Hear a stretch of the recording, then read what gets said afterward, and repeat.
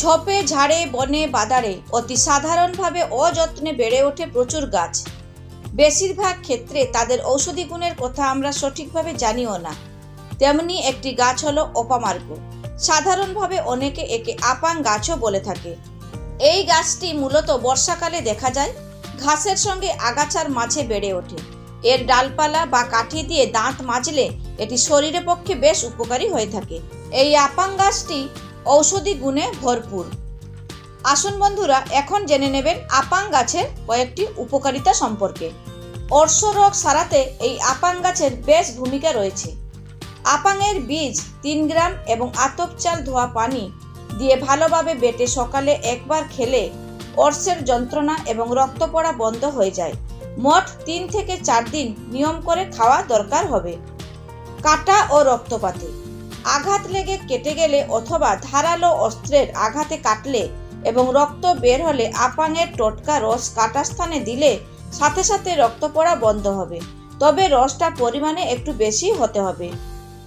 ঋতুস্রাবের পরিমাণ অনুসারে 2 থেকে 4 গ্রাম পরিমাণ আপাংয়ের টাটকা মূল সামান্য জল দিয়ে বেটে খেলে ঋতুস্রাবের পরিমাণ নিশ্চয়ই কমবে।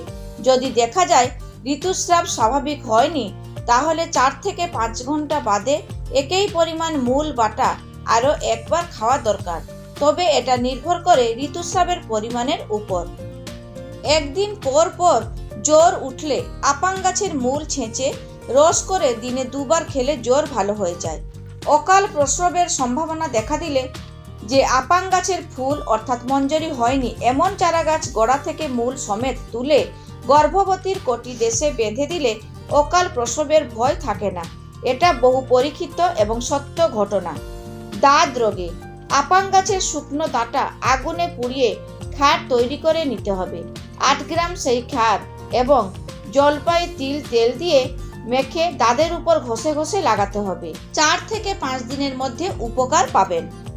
আপাং গাছের টাটকা পাতা 8 থেকে 10টি এবং আতপ চাল 4 গ্রাম উভয়কে সামান্য ঠান্ডা জল দিয়ে বেটে ফোড়ার চারপাশে প্রলেপ দিলে ভিতর থেকে পুঁজ ও দূষিত রক্ত বের হয়ে আসে। তবে দিনে 2 থেকে 3 বার প্রলেপ দেওয়া দরকার। অঙ্গ ফুলে উঠলে আপাং গাছের কচি ডাল পাতা ও মূল 25 গ্রাম পরিমাণ টাটকা তুলে একটা মাটির পাত্রে নিতে হবে। এগুলো কেটে ছোট টুকরো করে দিলে আরও ভালো হয়। এরপর পাত্রে 200 মিলিগ্রাম জল দিয়ে মৃদু কাঠের জালে সিদ্ধ করতে হবে।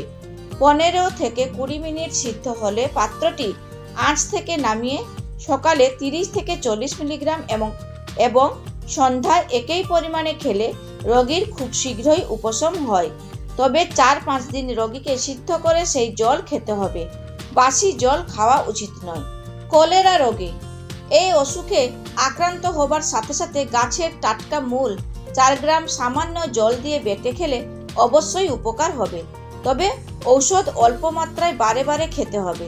বাটা মূল আধ কাপ জলে গুলে 1 থেকে 2 চামচ পরিমাণ 5 থেকে 6 মিনিট অন্তর খেতে হবে।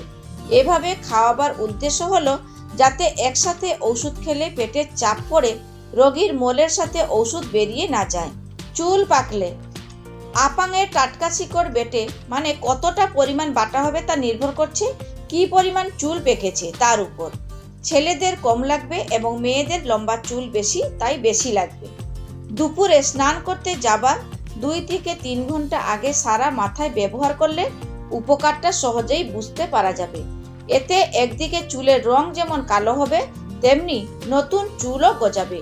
বিষাক্ত ক্ষতে কোনো কারণে ক্ষতস্থান যদি বিষিয়ে যায় এবং নানা ওষুধ প্রয়োগ করে ভালো না হয়, তবে আপাং গাছের পাতা ও কচি ডাল বেটে তার রস 10-15 মিলিগ্রাম 1 থেকে 1.5 চামচ গাওয়া ঘি দিয়ে ভেজে সেটা সকালে একবার, রাতে শোয়ার সময় আরও একবার ক্ষতস্থানে লাগালে ক্ষত দ্রুত সেরে উঠবে। তবে একটা পরিষ্কার ফালি কাপড় দিয়ে হালকাভাবে ক্ষতস্থান বেঁধে রাখা ভালো, তা না হলে ঘুমের ঘরে বিছানা নোংরা হতে পারে।